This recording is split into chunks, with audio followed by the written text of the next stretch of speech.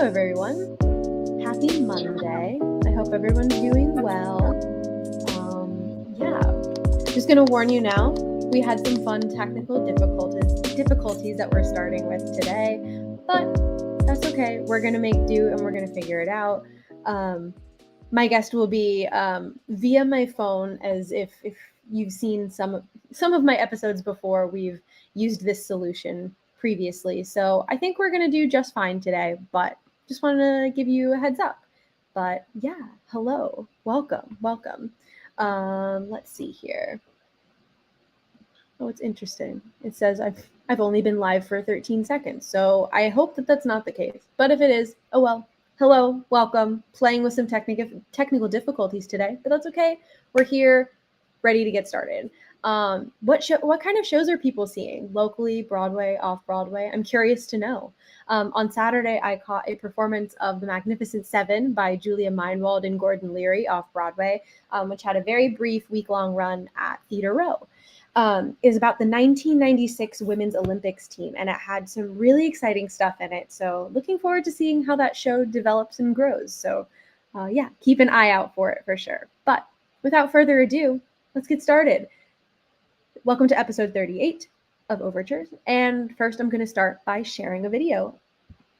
Hold on just a moment. Call to the ladies. May that wig sit tight and that bank account look right. Amen? May that ass be fat and they leave white tears on the welcome mat. Amen? May only niggas that art thou shit tapping that ass that just won't quit. Amen? Amen. Give the Lord a hand of praise. Thanks. Come on. Amazing. My guest today is an actor, comic, singer, and your favorite live action adaptation of that emoji that is both smiling and has one tear. They are a recent graduate of the Dobbins Conservatory at Southeast Missouri State University with a BFA in musical theater. His credits include Donkey from Shrek the Musical, Crutchy in Newsies, TJ in Sister Act, and a bunch more. He is a creative that is using every facet he can to create the art that he would like to see. Join us as we all, my guest included, figure out what exactly that last sentence means in real time. They're so funny, and after so long of trying to get him on the show, I'm so glad we're finally here. So without further ado, this is Gabriel Generally. Oh my goodness. Okay, also pause. Yes. My best friend was in Magnificent Seven. Like my best friend in the entire world. We went to school together. Like that's so crazy because I didn't get to see her in it because I'm away. That's so funny. Well, it was fantastic. So should be very, very proud. Yes. No, we'll have to chat about that later because it was very fun and I was so excited about it. But yes. How are you? How are you doing? I am good. I'm booked and blessed, booked and stressed. You know what I mean?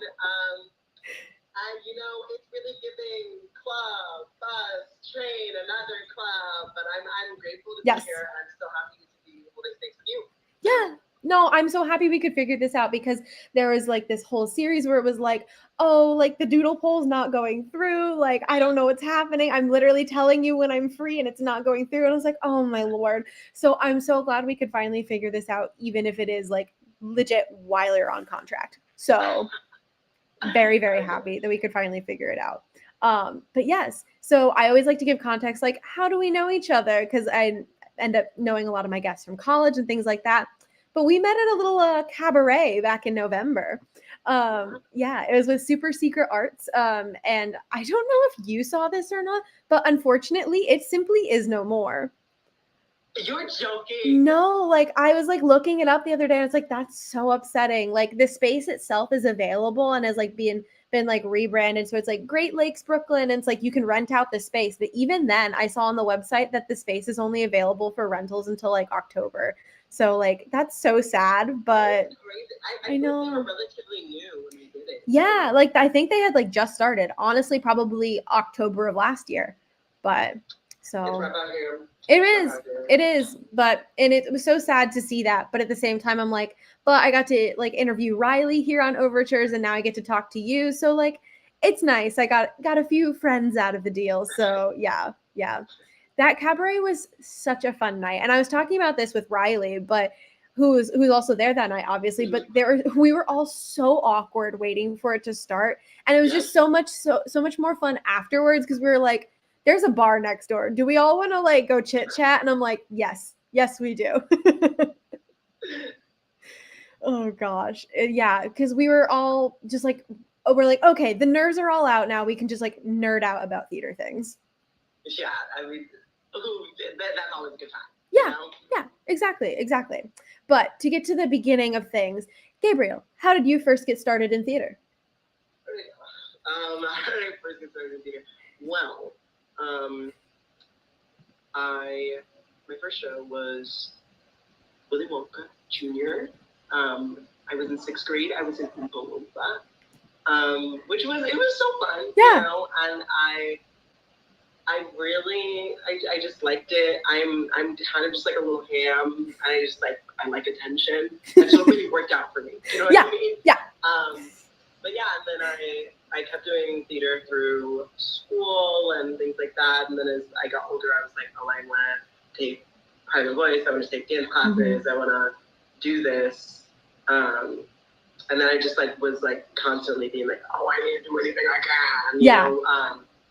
And here we are. Yeah, so, just grabbing a little bit of everything as you can. Well, and it's so funny because I also did like Willy Wonka Jr. as a kid. I was like a reporter. And so it was like, oh, so I'm part of Willy Wonka, but I don't get to be inside the factory at all. That's sad. Bro, the licensing for the show must have dropped like that year. Because I feel like a lot of people have done it. You know what I mean? Yeah, because you and I are of similar ages. So I'm like, I feel like that must have all like happened at the same time. Like it was definitely like, oh, like the popular one for all the theater teachers at that moment. Because I feel like there's always like that spike of like, oh, all the schools are going to do the same thing at the exact same time.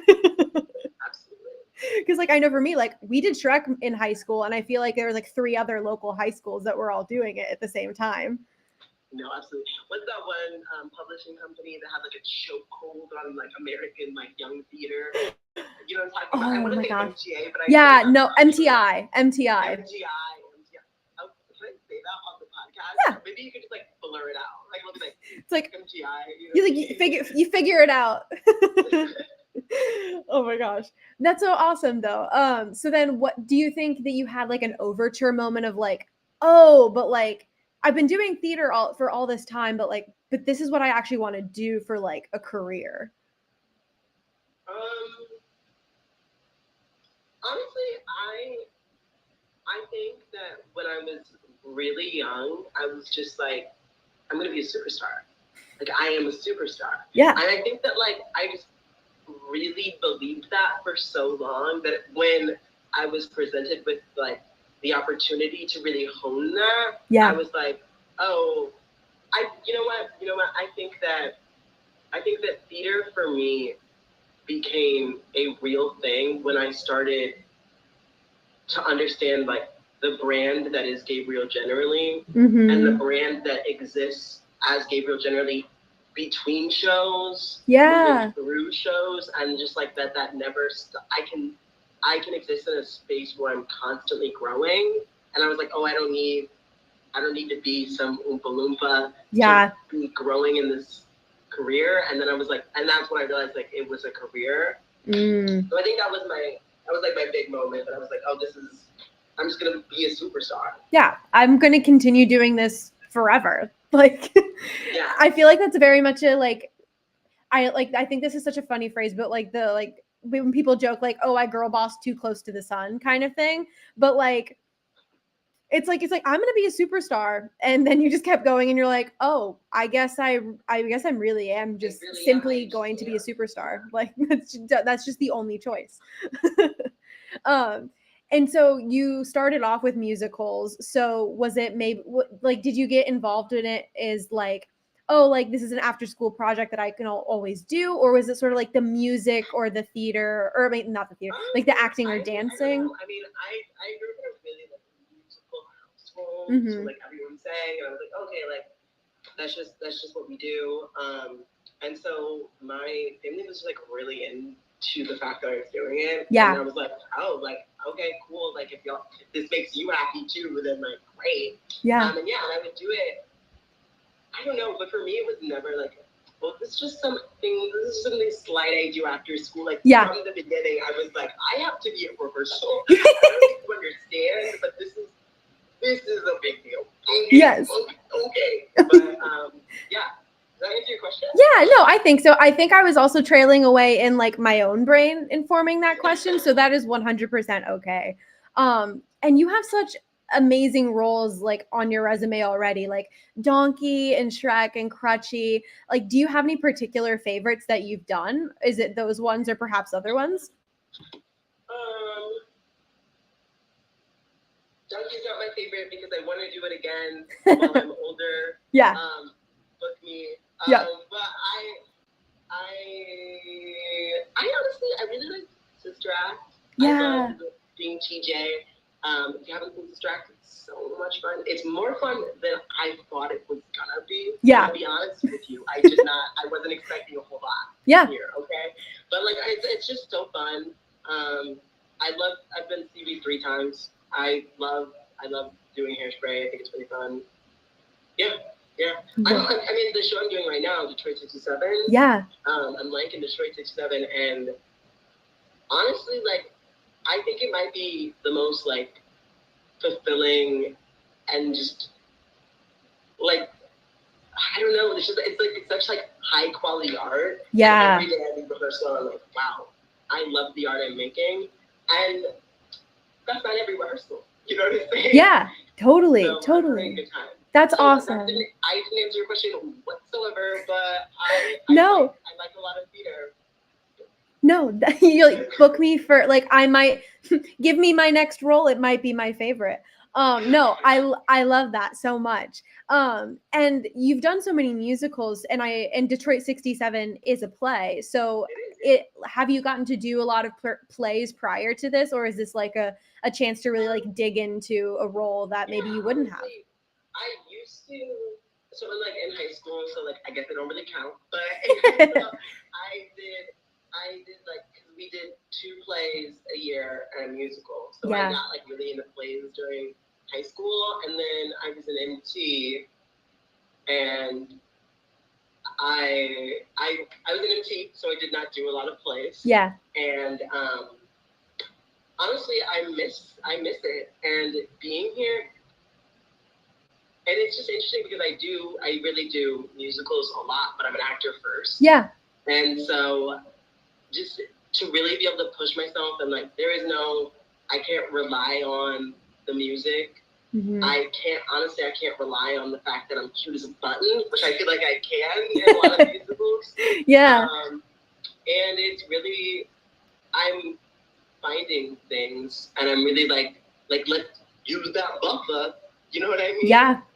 Totally. And we're doing it. I'm really happy about that. That's really, really awesome. And you're doing Detroit 67 at Princeton Summer Theater, running July 22nd through the 31st. That's just so exciting. And that's coming up really close. Are you guys in tech? Or are you like in dress rehearsals? Tomorrow. Today was load-in. So it's coming up.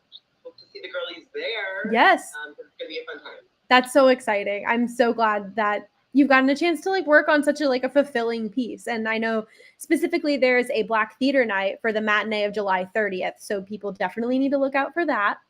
Yes. But yeah, how's the process been? Because I can imagine it might have been like a very short rehearsal process too. Yeah, I had to get here late because I was doing another show. Mm-hmm. And so I was here 2 days late, and I jumped in. It was Friday of last week. I don't even know what day it is right now. I would say like Monday. So you've been there for like 4 days, or like no, it was like a week. It was like Friday. Not like this past week, but like the week before. So like it was. So I've been here like a little over a week. Oh my gosh. Which is insane because like off book day was like 3-4 days ago. Yeah. And so and I just, Dominique Morso just did not intend for her scripts, I feel like, to be memorized in such a short amount of time. No. But again, it's like I'm pushing myself to create, and I'm pushing, and the environment I'm in is it's a very summer stocky environment, and so it's really like, if we're here, we may as well make the best art possible. You know what I mean? Absolutely. So it sounds like such a supportive and like wonderful rehearsal space and environment to be like, let's throw everything into this. And that's really, really awesome. And do you want to talk a little bit about what Detroit 67 is about? Oh, sure. I mean, Detroit 67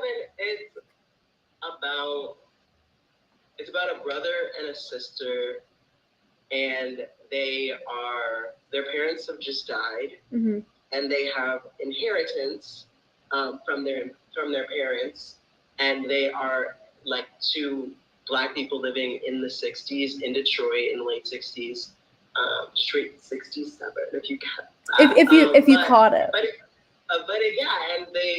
and they're trying to decide basically what the money will go to, and it's the conversation of when you don't have money and you get money, now do you use that money to try and like invest and get more money, or do you use that money to make sure you never don't have money again? Right. And is that the same thing as being poor if you never use that money? And then while they're having that conversation about like just like class and things like that, then also the Detroit riots of the summer of 67 are taking place outside of their home, and now they have to handle that, and it's really just like this conversation of can you choose joy over Black suffering? Like, can you decide that I will not be someone who suffers, I am someone who can have joy? Or if you decide you will have joy, you have to knowingly choose joy in the midst of your oppression. You know what I mean? And I think that just like these themes of like the suffering never ends, but you get to choose when the joy starts and ends. Is what I'm finding in this time. Yeah. And especially because like Gabriel Generally he's a silly, goofy kid. Yes. He's a fun-loving guy, and so my Lank is fun. My Lank has fun. My Lank is goofy. My Lank chooses joy. Yeah. Which is a really, I don't know, I feel like it's really interesting watching Lank maneuver the ups and downs of being Black in the 60s. Totally. I don't know. It's really exciting. I'm just really excited. No, that's amazing. We can talk about it after. Yes, no, totally. Really quick, do you have a favorite moment in the play or something that you're like really enjoying right now? Yeah, I do actually. There's this moment. So they wind up finding this white girl who is hurt, and they bring her home because they're worried because like everything's going on and they're worried she's not going to be okay. And Lank and her become friends. They become, maybe a little bit more than friends. Who's to say? Who's to say? But it's just their relationship is so nuanced, and it's because they know that they can't be together. Yeah. And so technically they aren't, and they never are really. Yeah. But there's this moment where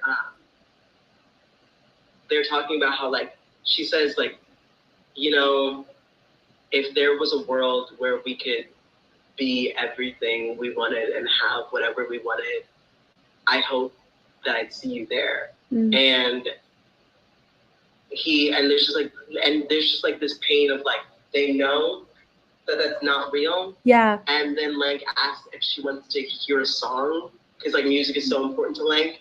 And then instead of talking about that, instead of talking about anything else, they just sit on the couch and they just listen to music for a while. And he asks like, "Do you feel that?" And she just says yes. And that's the end of the scene. I don't know. I love it. That just gave me so many chills. Stop. You haven't seen that. You haven't seen that. I know. Not me doing their promo for free. Yeah, it's cool. It's cool. You guys should come see it. That's awesome. How can people get tickets if they're nearby? Yeah, you for sure.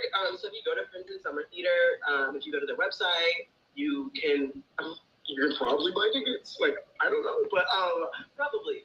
Yeah. For sure. Yeah, I hope so. You can call the box office or something like that. Yeah.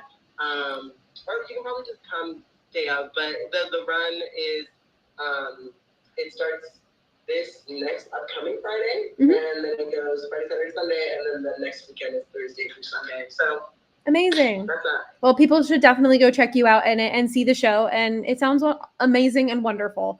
But yeah, going back to, I guess, the interview part of this, because I got so sidetracked by Detroit 67, but I wanted to talk about it. So yeah, do you have any particular shows or roles that you're like really itching to do? These shows are roles that I'm really itching to do. I want to be SpongeBob. Yes. I want to be SpongeBob. I think that would be a moment. I was just thinking, I don't know. I'm in a spot where like I'm letting things come to me. Yeah. I want to do something that is really high femme. Mm-hmm. But I want it to be a new piece. Yeah. And I want it to be from a femme perspective. So I guess playwrights hit me up. Yeah. Putting that out and putting that into the universe and be like, okay, let's bring that to me now. So I love that. Absolutely. I love that. And seeing as you're a very recent grad, when did you move out to New York City? You're gonna love this. Yeah. A year ago today.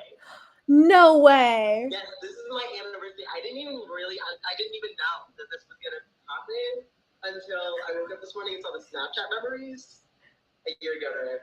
That's beautifully serendipitous. I freaking love that. Well, congratulations on your like 1 year New Yorker moment. I mean, of course, like how fitting that you're on contract and you're not actually in the city today, but that's amazing. Congratulations. Thank you. I'm really glad. Yeah. And what was like that moving process like for you? Like, had you lived in a city before or lived in New York City before? I'm so sorry that I'm just jabbing this sweater away. No, you're totally fine. It's hot. Summer stock with no AC, and it's everything for himself out here. Yep. But yeah, I grew up right outside St. Louis, Missouri. So I've been in like kind of a city, but it's nothing like the city. Yeah. And it's actually kind of crazy because I kind of like ran away to New York.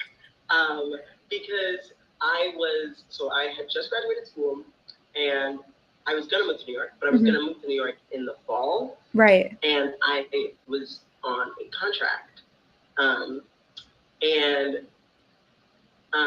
That contract turned out to be whack.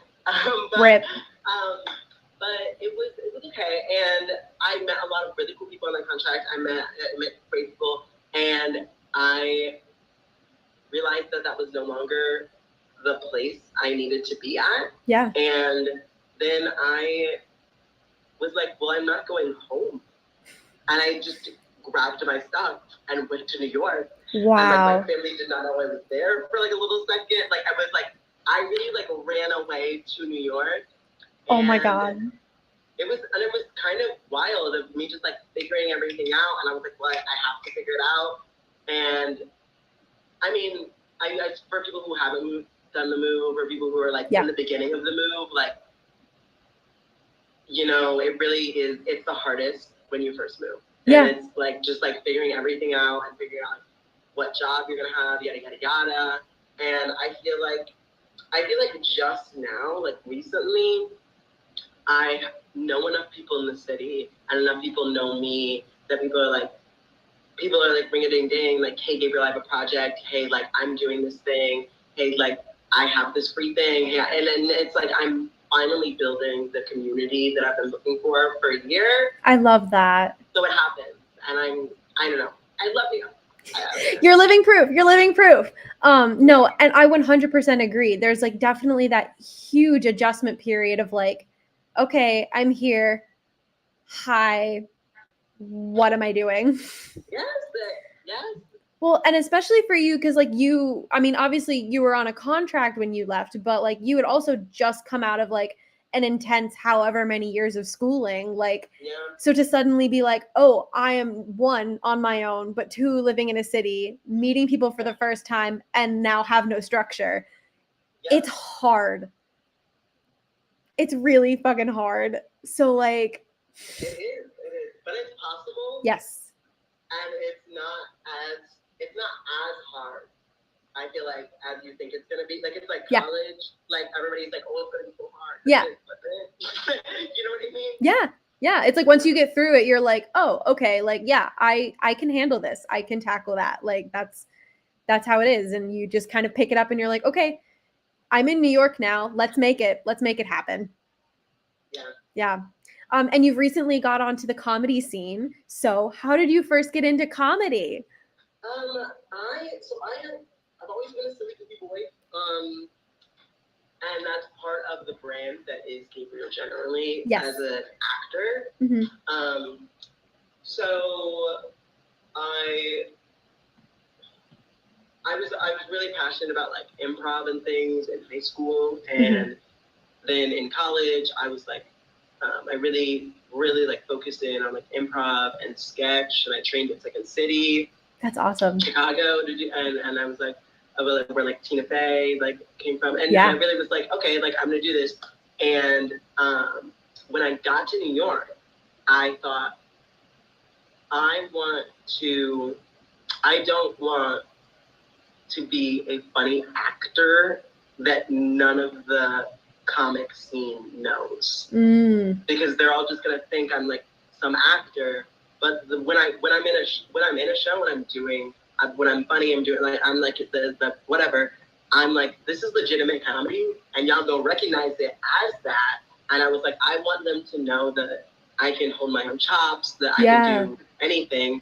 And I wanted to do like improv and sketch, but at the time I came to the city, I can't remember. Upright Citizens Brigade had just closed because of the pandemic. Mm-hmm. And I was like, oh, well, what am I going to do? Like, I don't even know where else to go. Right. And I started doing stand-up because I wanted to meet people. Yeah. And I knew that it was the fastest way to get other comics to, like, see me. And I didn't like stand-up.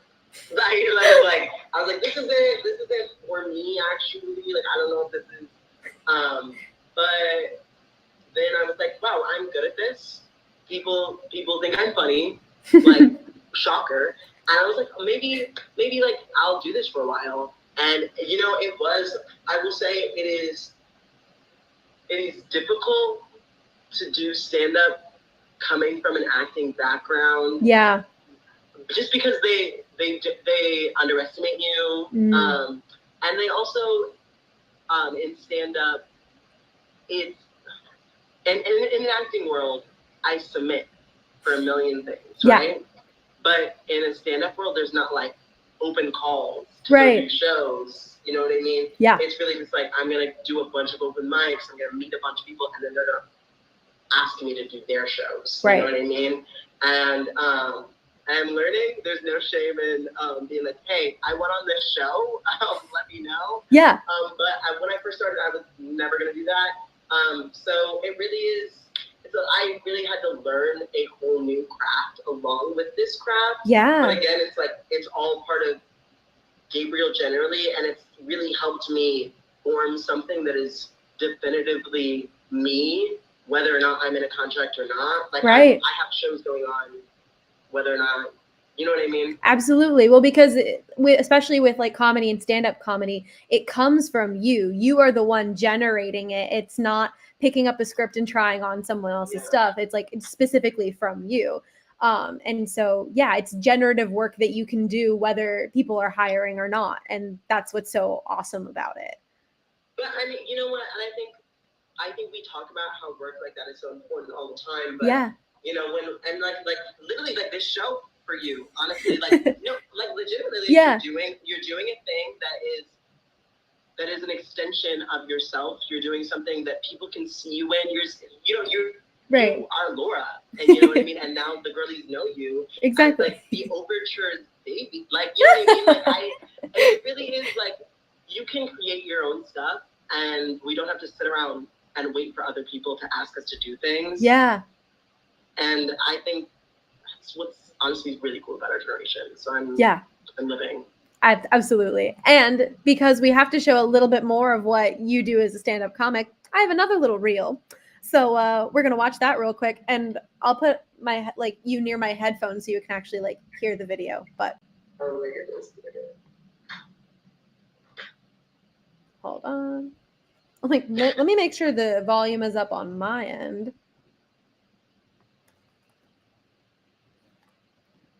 Oh, silly Instagram. Why you gotta do me like that? Oh, silly Instagram. Here we go. Unmute. What a Oh yeah, it jiggles. I love the gays in this room because I hate doing that joke for straight audiences because there's always some women in the back that are like, well, golly gee, Luann, I just don't know, is he a faggot or isn't he, you know? And, but gays, when they look at me, they're like, damn, can you imagine being that gay?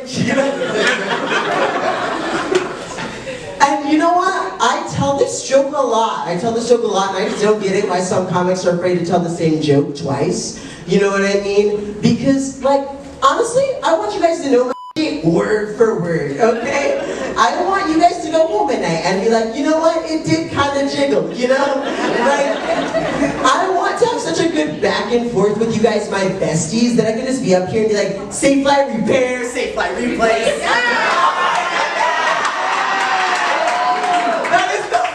Anyone who's ever like that. Oh my goodness.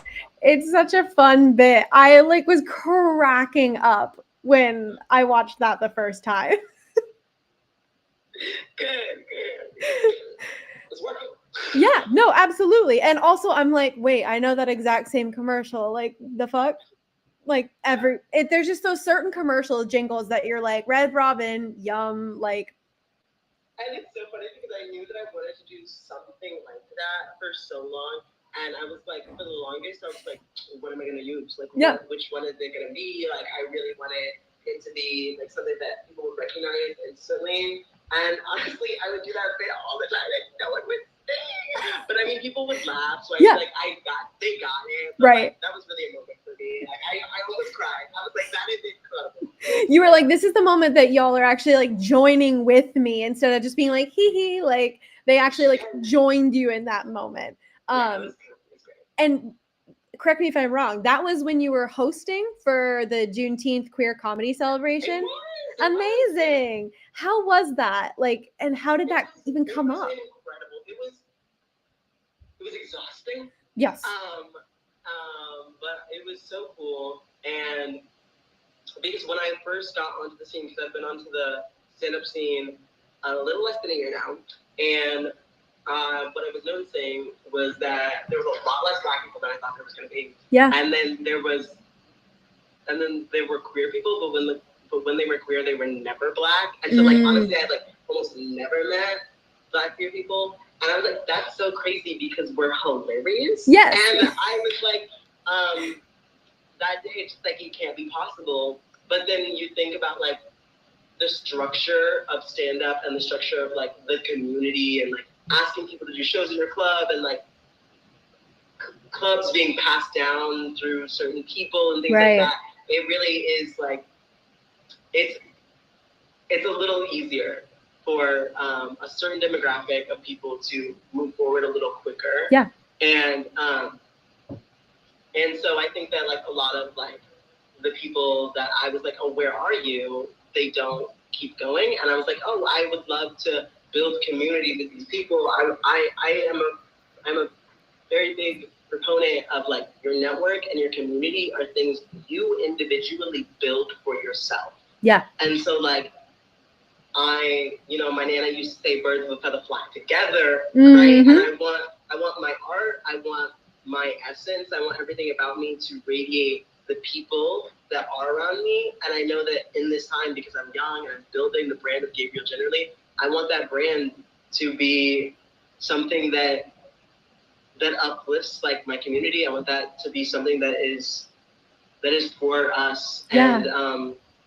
And so I just want to be very conscious of the choices I'm making, and very conscious of when I get a platform, when I get an opportunity to bring other people through, that I'm doing that. Yeah. And I don't have a lot of room right now, but like I'm doing it already, and I intend to keep doing it. So somebody write that down, quote me when I'm big and famous. Yes. I'm like not doing it. They can pull the receipts. Call me out, and be like, do you remember when you said you would do that? Absolutely. I'll pay your college tuition, mama. Yes. Send me that email. Yes, amazing. No, and I think that sentiment is so friggin' important. Like, there's simply no use in pulling up the rope behind you. Like, come on. And so I think that's so wonderful and so important. And so I'm curious then, so how did that event come up for you hosting wise? Did you develop it, or did someone approach you to host? So Mike Labania and Joshua Morgan, shout out to you guys. You guys are so cool. They have been super cool to me. They've been kind of like mentors to me, and they're like program like artist strategy. Mm-hmm. I haven't like taken with them, but they are just super cool guys, and they really inspired me. And they were like, you can literally do your own project. Like you should do your own stuff. And I was like, yeah, like for sure, like I could do something. And then I was like, you know what, I could do something. And I approached Black Light Community, which is a non-for-profit LLC, I believe, that is they specialize in uplifting and empowering like voices of color. Mm-hmm. And they actually began at my alma mater. When I say you say MO, come on, and they're super cool. And I came to them and I was like, hey, would you guys like to produce this project? And they were like, of course. And so I worked with them for a couple months, and I worked with honestly just my incredible community, mm-hmm. my friends, the artists I surrounded myself with, and people were constantly lifting me up. People were constantly telling me like to keep going. And honestly, like everyone was just so kind. There were a million, like not a million, but there were a lot of like community organizations that came in to help out. There like people, when you say you want to do something to help people are like, oh, okay, like I'm helping people is funky and also fresh. You know what I mean? Yes. And so like it's great. It's a great time. Yeah. And I had a lot of like supporters that were big names that were not there and were not like, then it didn't insist on being like everywhere, like their face, like it really is like a lot of people are down to help. And yeah. I learned that through that process, and isn't that cool? No, I think that's such an amazing lesson, and also just an amazing project you got to build and work on with so many others. And that's a nice reminder, I think, for all of us, that it's like when your goal is for helping people, like people will do it, people will listen, and you just got to like reach out and see who would like to join you to help. Simple as that. So then way back in the day when I was like, hey, Gabriel, come be on Overtures, I had to have you fill out a form and be like, what should we talk about when we go live? And you had suggested 2 different ideas of things that we could chat about and do live. And simply, I want to do a little bit of both because they're so good, but also very important. The first, obviously, is activism. And I don't have any particular bullet points off of that, but I want to make sure we go and talk about that. The other one is simply also guessing dog breeds by their bark. So, because these are both fantastic and you are my wonderful guest, I want to give you the option of choosing which one you would like to do first. Okay, so obviously I'm going to pick the dog breed one, right? Right. I mean, I want you guys to know, either way, before we begin, yes. that through college, I worked at a boarding facility for dogs. It was like a hotel for dogs.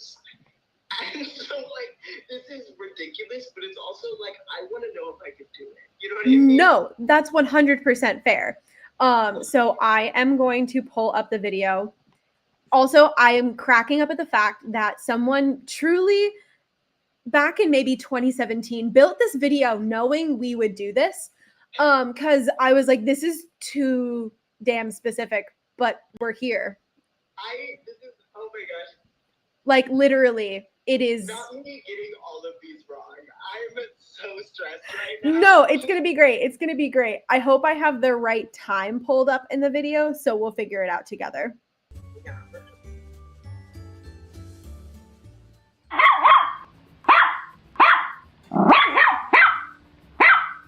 So definitely small. Definitely a small. She's a small girl. She's a small. She's little. Yes. Skinny. Yes. I will say this video, I don't believe gets too crazy specific in terms of breeds. So I just want to make sure that you don't like be like, oh God, it's something really, really specific. Okay. Well, I mean, I feel like I want to say Chihuahua, but I feel like it's not aggressive enough. Can I hear it again? Yeah. Is it okay if I hear it again? Absolutely.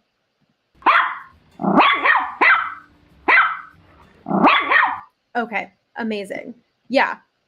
I'm gonna say like it's like a pom or maybe even like a Cocker Spaniel, like something in that realm. Yes. Yes. I totally get that. So I want to make sure, okay, there's a part in the video where it'll just like do them all again, but then show the pictures right after. So I'm going to fast forward to that one. So we just listened to that first one.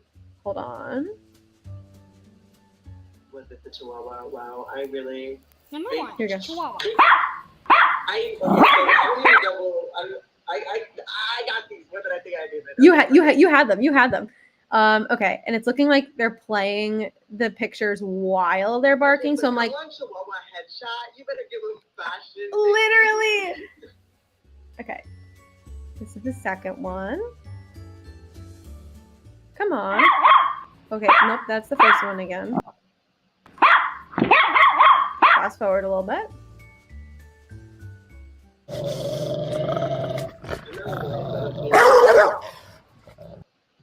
Yeah. Oh, okay, you're gonna look away, then we'll just do that.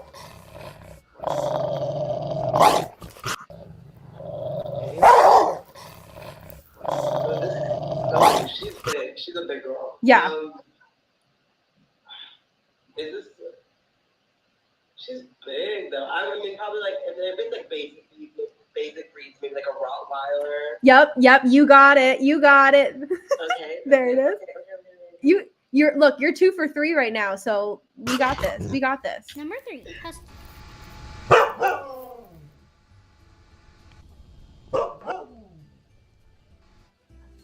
Number 4, Basset. Okay, so that one was very short. I give you that. And it also, yeah, it wasn't very specific.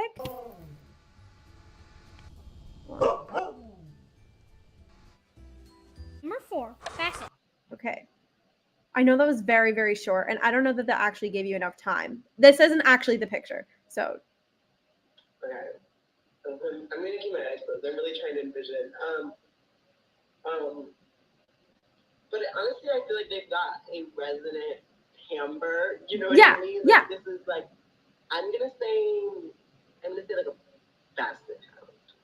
Okay, so the one just now was actually a husky, I believe. Oh, okay, that does not sound like a husky. I know. I'm like, use that. I feel like the husky. Number 4. it sounded way too deep. It sounded way too deep to be a husky, personally. I agree. But Basset. okay.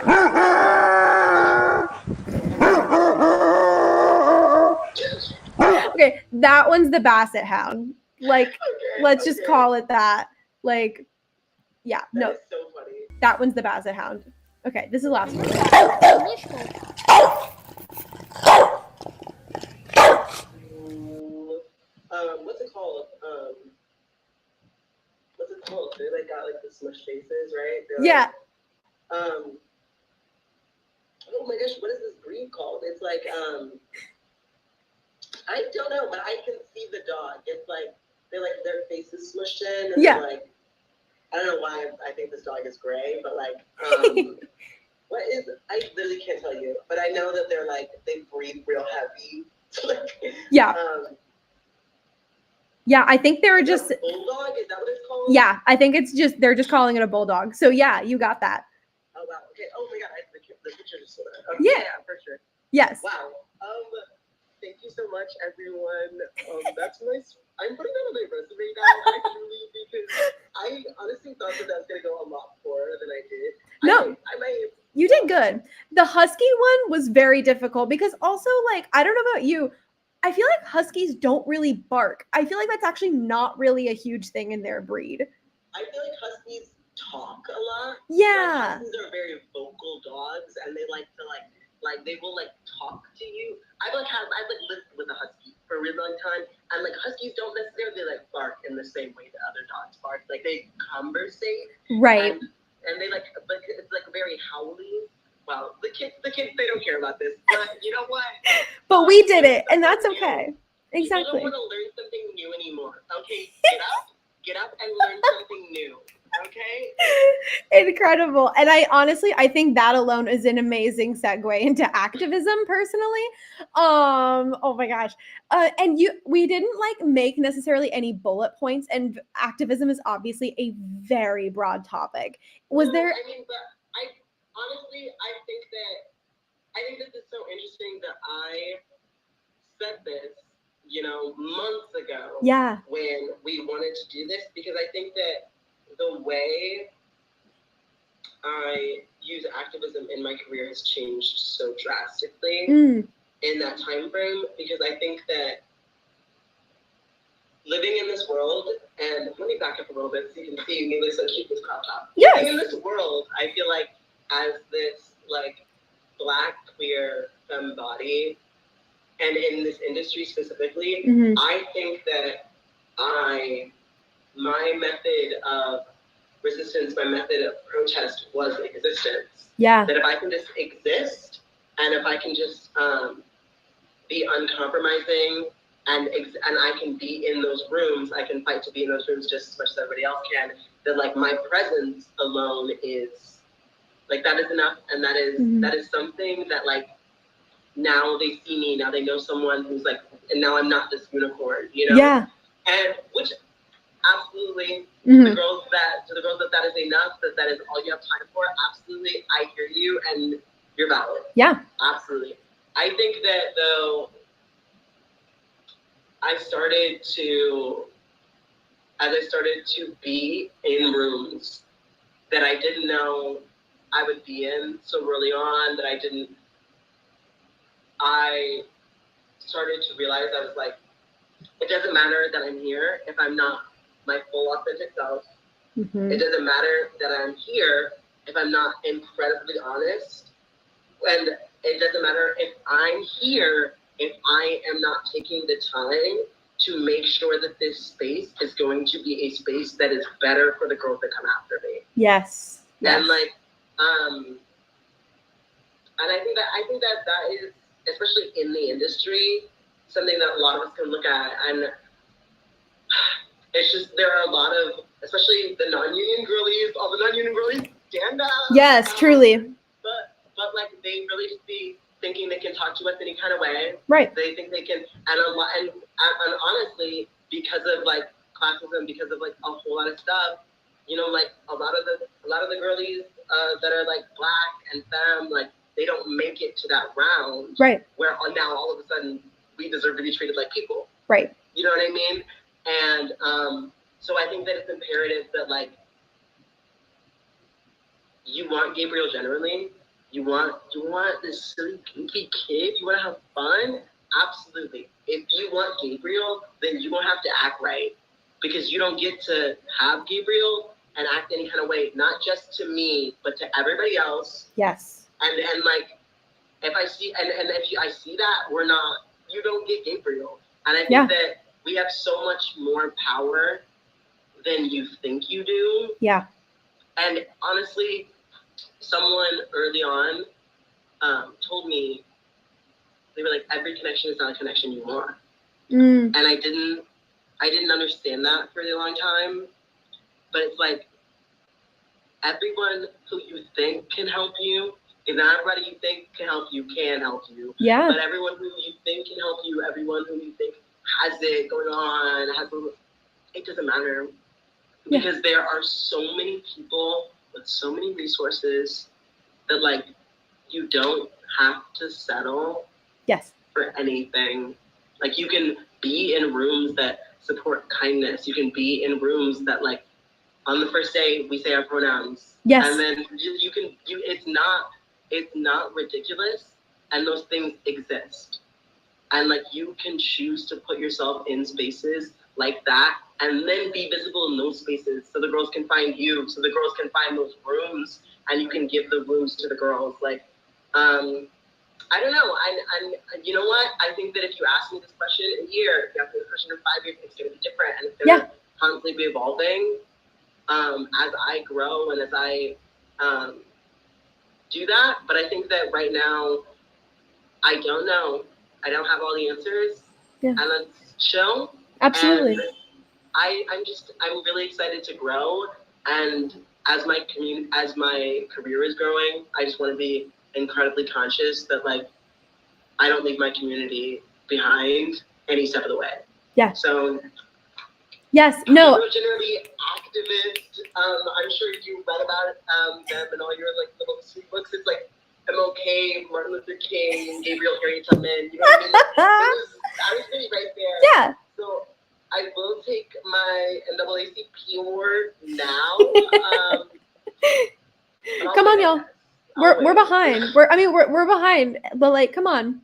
We can expedite it. It's fine. I'm just saying. No, that was so well, beautifully said. And I think that's, I couldn't have contributed to that thought better than you already said it. It's all about, it even starts just simply in the rehearsal room, as simple as little things as, like, what are everyone's pronouns? And then using them. Like, it doesn't have to be this gigantic big thing, like this big, like, we have to tackle all of racism and classism and all this other stuff in one moment. It's like doing little things to contribute for everyone in the room is what helps people feel safe and helps create those safe spaces and environments so people can just create art and feel good about it and excited and wonderful. And Absolutely. so many wonderful, amazing things. And speaking of wonderful, amazing things, you have another thing coming up on July 24th. You're doing stand-up for the first ever 420 comedy party. Yeah. I am so curious, seeing as this is the inaugural show and it's called the 420 comedy party. What's the vibe? What's happening? I'm trying to decide what I can say. Yes. It's gonna be fun. It's gonna be really fun. It is like the person who's hosting, Airhead. Shout out to you, baby girl.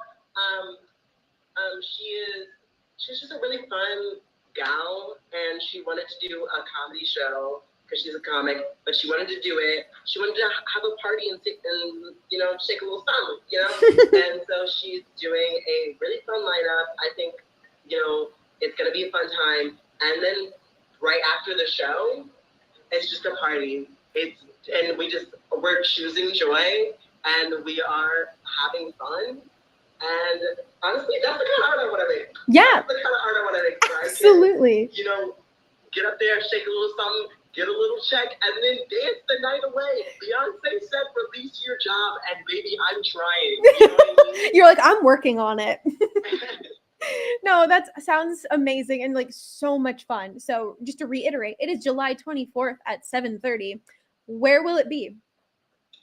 Oh my God, I don't know. There's so many flyers. Yeah, I was gonna say. My Instagram story. Amazing. I'll tell you. Perfect. Amazing. But yeah, it's so fun. Amazing. It's And probably in Brooklyn. I mean, everything happens in Brooklyn. No, But yeah, that's fair. Come out. That's fair. And is tickets a thing that people need to buy ahead of time or at the door or anything like that? I think you can buy tickets at the door. Beautiful. And you might, why not? Girl, stop being lazy and buy it ahead of time, because, like, I feel like nobody wants to buy tickets ahead of time. Like, can people just stand up and buy Truly. tickets ahead of time? I know. You're like, Gabriel, can you chill? Can you relax? No, I agree with that sentiment wholeheartedly. I'm like, just get it ahead of time. Make the plan. But yeah, why not? I feel like everyone's always like, oh my gosh, Gabriel, like, want to see you do comedy? When's the next show? Da, da, da. Let's come out. I know you want to go out with me anyway. Let's go dance. Like, Yes. I will buy you a drink. Let's go. Well, there you go. There you go. With an offer like that, how can people say no? Simple as that. It's crazy. We're already pretty much at the hour mark for the show. We're nearing the end. Where can people find you on social media? Absolutely. You can find me at generally_Gabriel. That's it. Amazing. I'm quirky. Yes. And that's on Instagram. Are there any other platforms that you're on, or mostly just Instagram? That's on Instagram. I'm thinking about doing a little TikTok. You guys have been bothering me about it. I'm thinking about it. I haven't decided. Give me a moment, all right? And please respect my privacy during this time. But honestly, nothing else for real. I mean, like, you can, like, find me other places, but, like, if you want to know what's going on, like, Yeah. just go like my Instagram pictures, because if you don't, that's rude. Yeah. Simple as that. And also, if you go to the Instagram, that's where you're going to find the number one source for information on the Gabriel Generally. So what are you doing? What are you doing? And then real quick, you can find me on Instagram and Twitter at Lora_Marjoram, and my website, www.loramarjoram.com. You can find this wonderful show on Instagram at Overtures Show. That's where, like Gabriel, you will find all the information. That is the most up-to-date place for information. And then you can submit like questions and things like that. And if you're watching this live, then congrats, you found the YouTube. Give it a follow, subscribe, comment, all those good things. That all helps the show. And if you're listening, God knows how many weeks from now, on Spotify or Apple Music, yay, thanks for also listening there. I am currently posting the backlog, working my way through it. So eventually the podcast and the live show will maybe only be like a week apart, but for now it'll be several weeks. So we're just going to make it happen as we do. My next stream is going to be July 30th at 11 a.m. with Chris Monaco. It's going to be a grand old time. But yeah, Gabriel, do you have any final thoughts for viewers live and in the future? Babes, drink some water, okay? You look a little dry.